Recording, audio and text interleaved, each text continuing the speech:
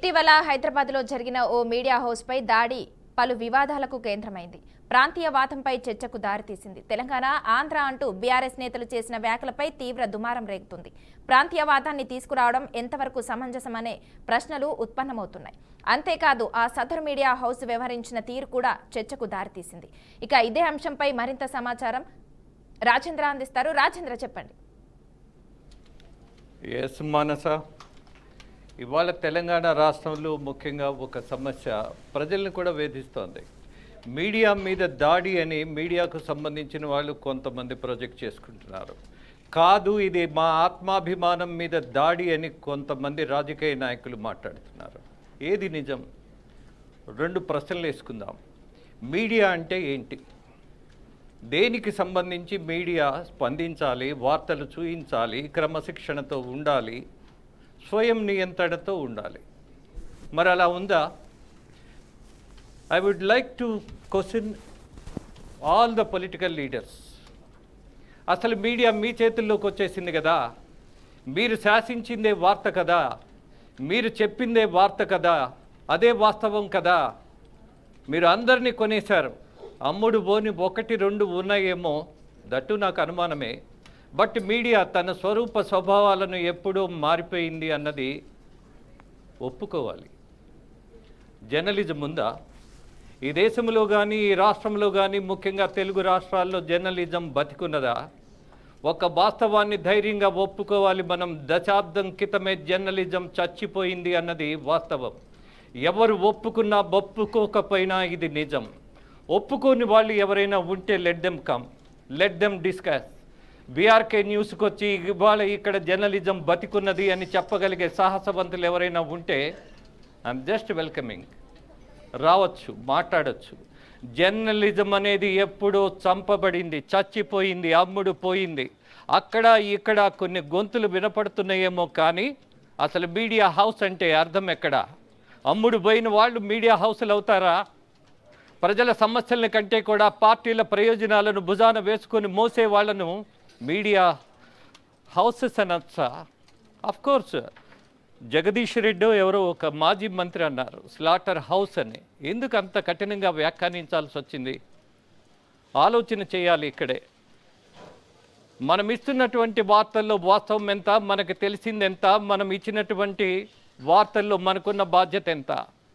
ఏదో కలం మన చేతిలో ఉంది, మీడియా మన చేతిలో ఉందని అడ్డదిడ్డంగా అలా ఎవరి మీద పడితే వాళ్ళ మీద ఇష్టానుసారం థంబ్నెయిల్స్ పెట్టడం అనేది జర్నలిజం అవుతుందా?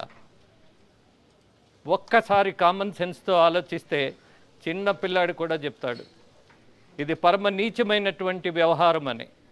థంబ్నెయిల్స్ పెట్టడం, ట్రెండింగ్లోకి తీసుకెళ్ళటం, టీఆర్పీ రేట్లు పెంచుకోవడం జర్నలిజం అవుతుందా? అట్లీస్ట్ ఇవాళ కూడా కొంత ప్రింట్ మీడియాలో కొన్ని అర్హతలు ఉన్నటువంటి జర్నలిస్టులు ఉన్నారు.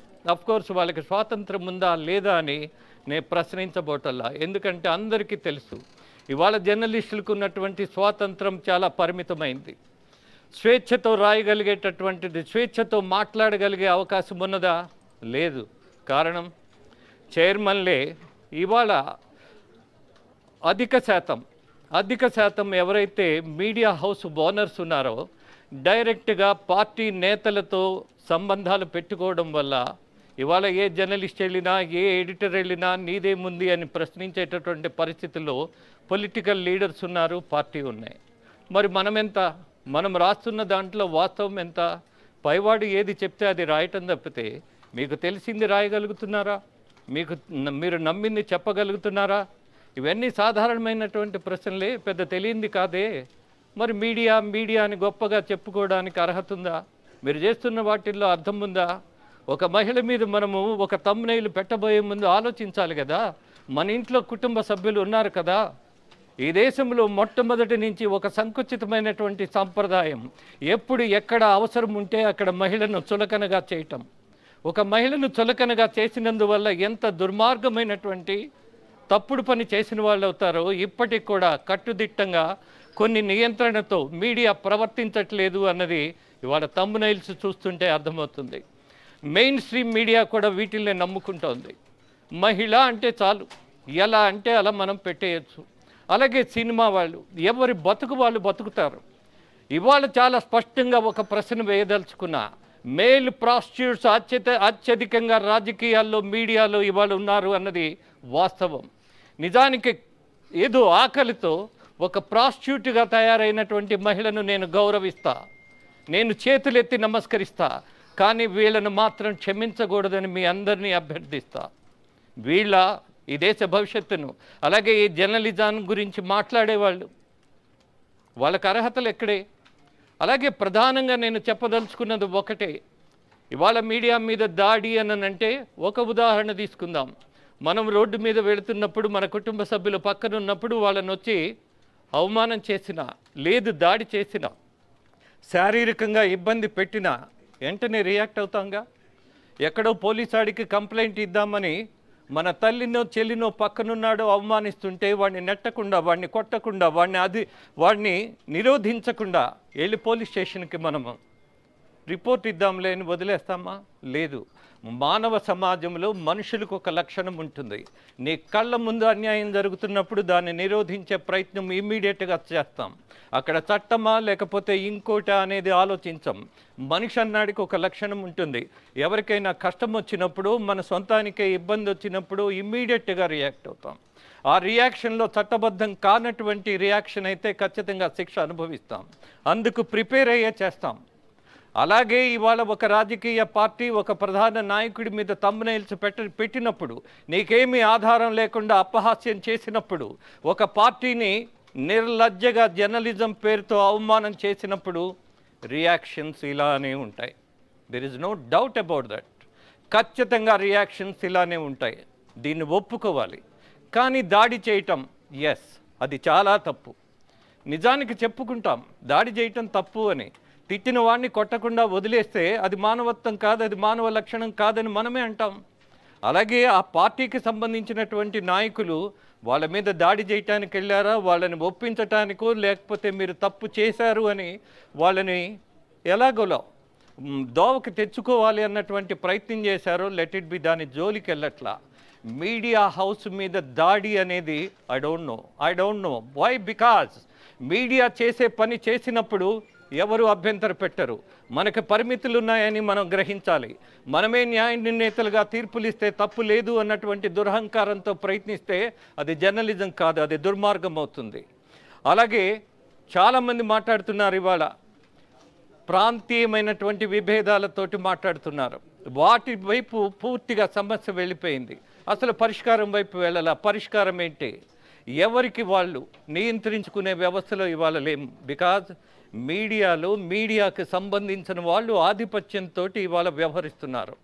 అసలు కనీసం లీవ్ లెటర్ రాయటం కూడా చేతగాని వాళ్ళు ఇవాళ ఎలక్ట్రానిక్ మీడియాలో మేమది ఇది అని చెప్పుకుంటున్నటువంటి దురవ్యవస్థలో how can we expect a good journalism, good values? Possible కాదే. అడవిలో ఉన్నప్పుడు మనము భద్రతతో బతకాలన్నట్టు ఇవాళ జర్నలిజంలో కనీసం మాత్రం బాధ్యత లేనటువంటి వాళ్ళు వచ్చినటువంటి ప్రమాదమే మనం ఇవాళ చూస్తున్నాం. దాన్ని గుర్తించాలి. మరొక విషయం కూడా నేను మాట్లాడదలుచుకున్నా. కొంతమంది అడుగు తినేవాళ్ళు కొన్ని సెంటర్స్లో పర్మనెంట్గా అడుగు తింటారు. కొత్తవాడు వస్తే ఒప్పుకోరు. కానీ దురదృష్టం, ఈ జర్నలిజంలోకి ఏ దొంగోడైనా రావచ్చు, ఏ బ్రోకర్ అయినా రావచ్చు, ఏ మాఫియా వాడైనా రావచ్చు. ఈ దుర్మార్గం ఏంటి? మరి మనం పెద్ద ప్రపంచాన్ని అంతా పరిశీలిస్తూ జల్లెడ పడతామని చెప్తున్నాం కదా. మరి మన పక్కన ఒక దొంగోడు కూర్చి నేను జర్నలిస్ట్ అని క్లెయిమ్ చేసుకుంటూ అంత అస్తవ్యస్తం చేస్తున్నప్పుడు కూర్చోవడం ఎంతవరకు సమంజసం? మనమే తప్పు చేస్తున్నాం కదా. దాంతోపాటు ఇవాళ ఏ రాజకీయ పార్టీ అయినా డిమాండ్ చేయవలసిందేంటి? ఒక చట్టాన్ని రూపొందించటం. ఏమిటా చట్టం? ఎవడు పడితే వాడు, ఎలా పడితే అలా, ఆధారం లేకుండా వార్తలు ప్రసారం చేసేటటువంటి వ్యవస్థ ఉండకూడదు. 100% దీని మీద దృష్టి పెట్టాలి. అలాగే నిర్లజ్జగా, నిస్సిగ్గుగా ఇది జర్నలిజం అనే ముసుగులో ఎలాంటి థంబ్నెయిల్స్ పెట్టినా, ఎలాంటి దుర్మార్గపు నీచమైన వార్తలు ఇచ్చినా వాళ్ళ మీద ఖచ్చితంగా నజరు ఉండాలి, శిక్ష పడాలి. కానీ రాజ్యాంగంలో వ్యక్తి స్వేచ్ఛని అలాగే పత్రికా స్వేచ్ఛని మనము తొక్కినట్టు అనిపించుకోకూడదు, నిరోధించిన భావన రాకూడదు అని స్వేచ్ఛిస్తే ఇవాళ మీడియాలో ఉన్నటువంటి మాఫియాలు చేస్తున్నటువంటి వాటికి కనీసం ఇవాళ రాజ్యాంగబద్ధమైనటువంటి వ్యవహారం లేదు, ఇక్కడ నైతికత లేదు, చట్టం లేదు. రెండు లేనప్పుడు ఏమవుతుంది? ఇలానే జరుగుతుంది. అందుకని ఇలాంటి బురదంతా మీడియా రాసుకోవాల్సిన అవసరమే లేదు. ఇవాళ రాజకీయ పార్టీ నాయకులు చేయవలసిన మొట్టమొదటి డిమాండ్ చట్టం రావాలి. ఎలా పడితే అలా థంబ్నెయిల్స్ పెట్టకూడదు, ఏ ఆధారం లేకుండా వార్తలు ఇవ్వకూడదు. ఊహాత్మకమైనటువంటి వార్తలు ఏదైనా క్యాలిక్యులేషన్స్లో చెప్పొచ్చు, ఈ పార్టీ ఓడిపోవచ్చు, ఈ కార్పొరేటర్ గెలవకపోవచ్చు, గెలుస్తాడని చెప్పొచ్చు, what ever it may be, you have at Liberty.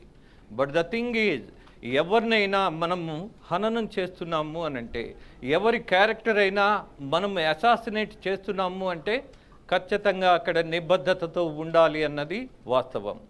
లేనప్పుడు మరేంటి? చట్టం ఉండాలి. ఆ భయం ఇలాంటి దుర్మార్గపు మీడియా ముసుగులో అడ్డదిడ్డంగా అసహ్యంగా ప్రవర్తించే వాళ్ళ మీద మాత్రం చర్యలు ఉండాలి అన్నటువంటి డిమాండ్ తీసుకురావాలి. ఆ చట్టాన్ని రూపొందించేదానికి మనం అందరం ప్రయత్నం చేయాలి.